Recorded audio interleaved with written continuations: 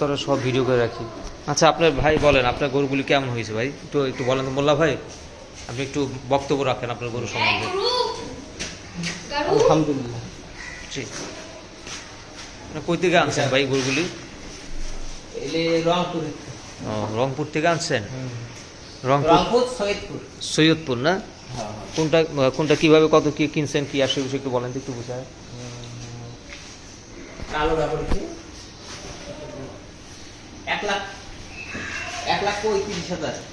এটা কি কি কি জাতের গরু এটা? এটা হলো দেশাল, অরিজিনাল দেশাল। আর এটা হলো আপনার শাহিওয়াল। এটা আপনার পড়ে গেছে 60-র মতন, 1 লাখ। আচ্ছা আচ্ছা। তো কি মনে হচ্ছে আপনার মার্কেটে, কি মনে হচ্ছে যে আপনি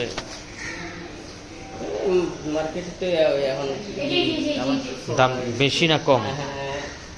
মার্কেট অনুযায়ী মার্কেটে এখন প্রাইস ভালো, এই কয়েকজনের মধ্যে শুনি আবার হঠাৎ নামে যায়।